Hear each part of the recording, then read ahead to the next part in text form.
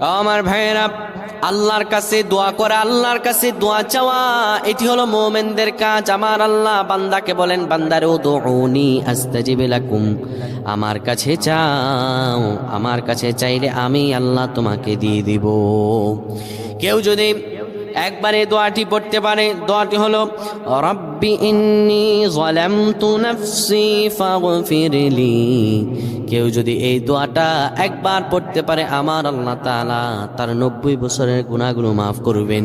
কবিরা গুনাহ নয়, সেটি হলো সগীরা গুনাহ। সগীরা গুনাহ মাফ হবে। বলবেন হুজুর 90 বছর তো হয়নি, তাহলে গুনাহ মাফ হবে কি করে?